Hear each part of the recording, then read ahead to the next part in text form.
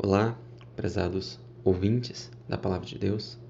A todos quero saudar com a paz e a graça do Senhor Jesus.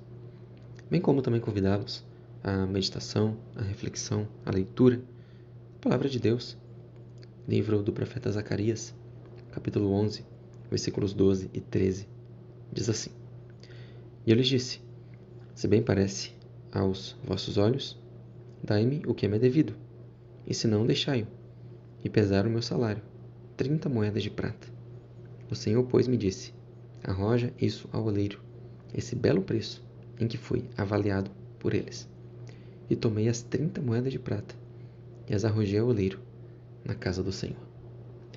Então aqui, pessoal, trata-se, evidentemente, de uma profecia a respeito do preço pelo qual o Senhor Jesus seria entregue e traído por um de seus 12 discípulos, por Judas Iscariotes. Cristo escolheu os 12 apóstolos. Um deles era, então, o traidor Judas.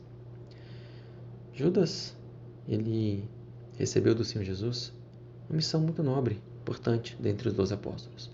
A missão de ser o tesoureiro do grupo. Ou seja, ele tinha a bolsa na qual ficava guardado, armazenado, o recurso financeiro, o dinheiro que Jesus e seus 12 apóstolos precisavam, ao longo da jornada, ao longo das caminhadas e missões que eles realizavam, andando por Israel e pelas terras vizinhas também.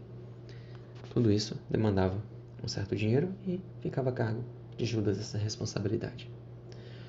Bem, Judas certamente achou que Cristo veio trazer um reino político, veio construir um grande império político, econômico, financeiro e social, do qual ele próprio, Cristo, seria o rei, e Judas, sendo o tesoureiro do grupo, certamente teria um cargo muito elevado, muito bem remunerado e muito poderoso nesse suposto reino político, militar e religioso e econômico também, que na cabeça de Judas, Jesus iria trazer.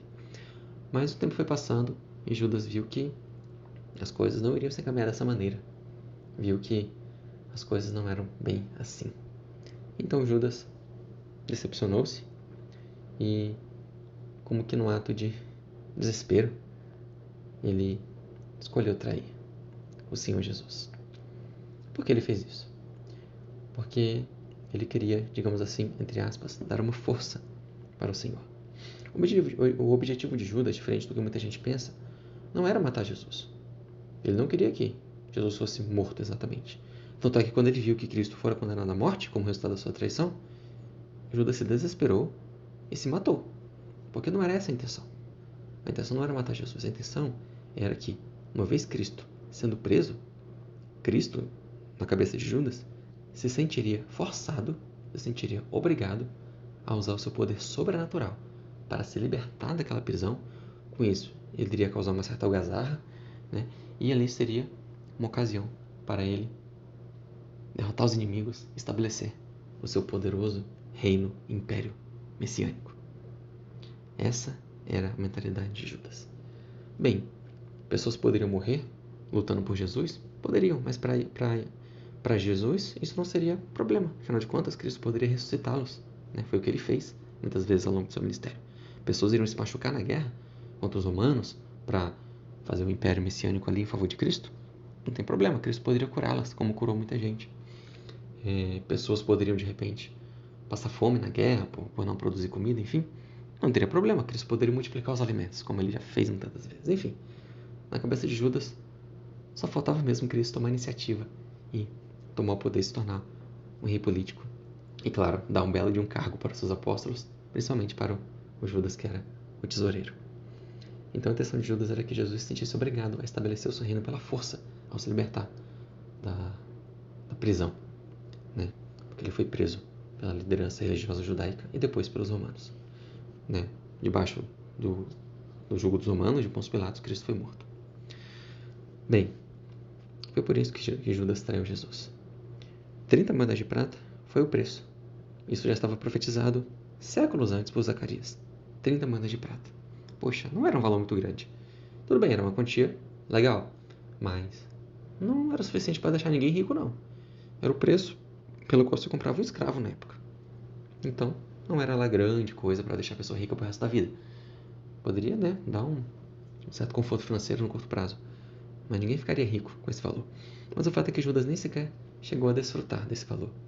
Ao ver que o seu plano deu errado, ao ver que Jesus havia sido condenado à morte como resultado da sua traição, Judas se desesperou, atirou as moedas contra o templo, né, jogou elas no templo e, ao invés de buscar o perdão, se desesperou e foi se enforcar. Esse foi o panorama da traição. Então, que nós possamos aprender que as coisas de Deus funcionam e vão continuar funcionando apenas e somente apenas de acordo com os desígnios de Deus. Não adianta a gente querer dar uma forcinha para Deus naquilo que Ele determinou fazer na hora certa e no tempo certo. Foi esse o erro de Judas, querer acelerar as coisas. É verdade que no futuro Cristo vai estabelecer um reino maravilhoso, um céu na terra, em todo o universo. É verdade que terão posições muito elevadas nesse reino. Os apóstolos e todos aqueles que aceitaram Jesus, claro, estarão lá também. Mas isso é algo ainda do futuro. O reino atualmente ele existe, mas ele existe em mistério, existe espiritualmente. E nós dele podemos sim participar e devemos participar na medida em que aceitamos a Jesus como nosso único suficiente Salvador e vivemos para Ele. Vivemos para Ele. No futuro, sim. Cristo irá voltar, derrotar todo o mal e estabelecer o seu reino. No céu, na terra, no universo inteiro. Um reino que será tanto, é um reino, claro, espiritual, né, voltado para a adoração a Deus e ao Senhor Jesus, mas também será um reino, né, que incluirá também céus e terra e todas as coisas. Quando Cristo, então, será por tudo e por todos exaltado, aclamado e adorado como verdadeiro Senhor, Rei e Deus de toda a criação. Que nós, então, possamos ansiosamente esperar esse dia. E enquanto esse dia não chega, vivamos, então, conforme os mandamentos do Senhor para as nossas vidas. Eles se encontram na Palavra de Deus. Ao Senhor Jesus, seja a glória para sempre. Amém.